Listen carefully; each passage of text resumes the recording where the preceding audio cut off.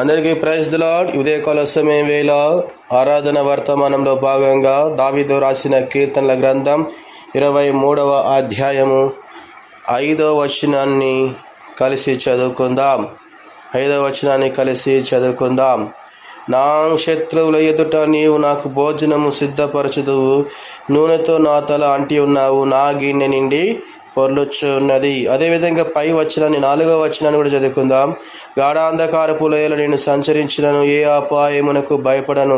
నీవు నాకు తోడయుందువు, నీ దుడ్డు కరయు నీ దండమును నన్ను ఆదరించును. సహోదరి ఇక్కడ చూస్తుంటున్నాం. గాఢాంధకారపు లోయలో నేను సంచరించినను, ఏ అపాయమునకు భయపడను, నా గిన్నె నిండి పొర్లుచున్నది.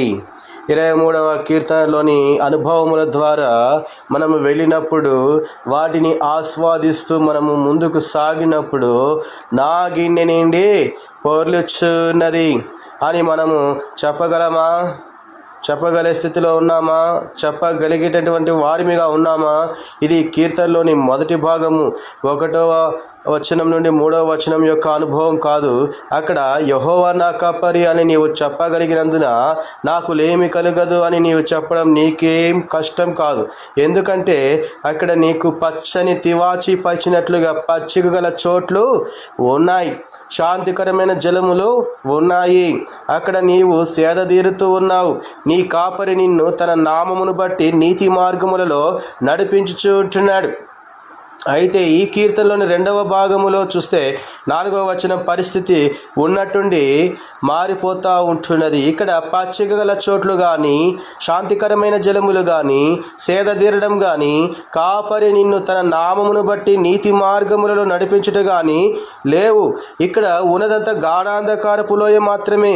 ఇంగ్లీష్ బైబిల్లో ఉంది మరణఛాయ లోయ, valley of the shadow of death అని అనువదించబడింది అన్నమాట.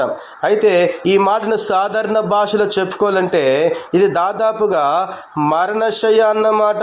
అనేకులు దీన్ని మరణఛాయ అనుభవం అనుకుంటారు, కానీ వాస్తవానికి ఇది మరణఛాయ అనుభవం కాదు. ఎందుకంటే నేను బ్రతుకు దినములన్నీ కృపాక్షేమములు నా వెంట వచ్చునని చివరి వచనం ప్రారంభంలో మనము చదువుతూ ఉంటాం. చూడండి, 23వ కీర్తన 6వ వచనం మనం చూస్తే, నేను బ్రతుక దినములన్నీ కృపాక్షేమములు నా వెంట వచ్చును, చిరకాలం యెహోవా మందిరం నేను నివాసము చేసేదను.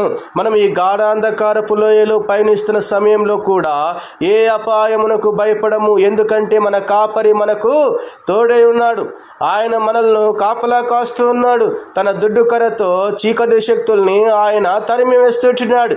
ఆయన మనకు ఏ కీడు రాకుండా కాపాడుతుంటున్నాడు. ఆయన తన దండముతో మనల్ని క్రమశిక్షణలో నడిపిస్తూ ఉంటున్నాడు.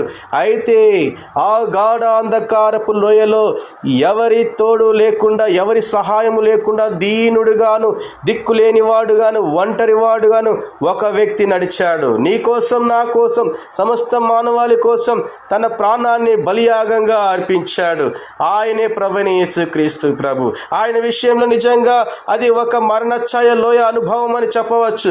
ఆయన విషయంలో అది నిజంగా ఒక మరణఛాయ అనుభవం.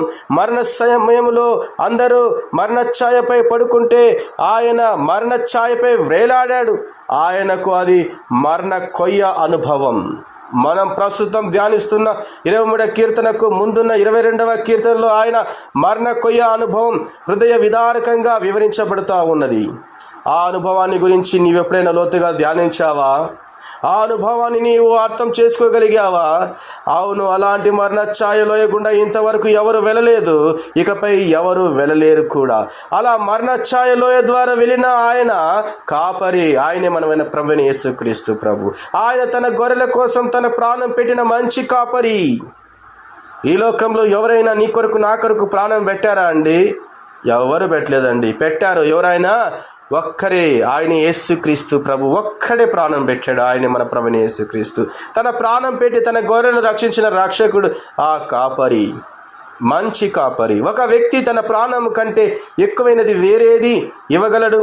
అలా తన ప్రాణాన్ని ఇవ్వడం ద్వారా తన ప్రేమెంతో ఆయన చూపిస్తూ వచ్చినాడు మన పైన. అయితే తన గొర్రెల కోసం మరణఛాయలోయ ద్వారా వెళ్ళిన ఆయన మరణాన్ని గెలిచి సజీవుడిగా తిరిగి 3వ దినం లేచినాడు. ఈ దినమున ఆయన తండ్రి కుడిపార్శ్వమున ఆసీనుడై నీ కొరకు నా కొరకు విజ్ఞాపన చేస్తుంటున్నాడు, ప్రార్థన చేస్తుంటున్నాడు, మన ఆరాధన వింటూ ఉన్నాడు. వినడానికి ఆయన చెవియొగ్గి మన వైపు చూస్తూ ఉంటున్నాడు. ఆయన చెవులను మన వైపు త్రిప్పి ఉంటున్నాడు. ఎవరు ఉదయకాల సమయంలో ఆరాధన చేస్తారు? మనల్ని పచ్చిక బయలతోనూ శాంతికరమైన జలములతోనూ నిండిన పరదేశ దిశగా ఇప్పుడు నడిపిస్తూ ఉన్నాడు. పరలోక రాజ్యం వైపు మనం ప్రయాణించాలని ఆయన కోరిక, ఆయన రాజ్యంలో ప్రవేశించాలని ఆయనకి ఇష్టం. కాబట్టి ఇప్పుడు మనం చెప్పగలం ఏమని? నాకు ఏమి కలగదు అని నా గిన్నె నిండి పొర్లుచు ఉన్నది. నీ హృదయంలో నుంచి, మన హృదయంలో నుంచి పూర్ణ హృదయముతో పూర్ణ ఆత్మతో దేవుణ్ణి ఆరాధించాలి. ఎందుకంటే ఆయన నీ కొరకు నా కొరకు తన సర్వస్వమును కోల్పోతూ వచ్చినాడు. దేవా, నా గిన్నె నిండి పొర్లుచు ఉన్నది, నీవు చేసిన ఉపకారములకు నేను ఏం చెల్లించగలను? విరిగి నలిగిన హృదయముతో నా స్తుతి ఆరాధన నీకు నేను అర్పిస్తాను. మరణ ఛాయలో నువ్వు వేలాడుతూ వచ్చినావు, మరణ ఛాయలో నుండి నన్ను విడిపిస్తూ వచ్చినావు, రక్షిస్తూ వచ్చినావు.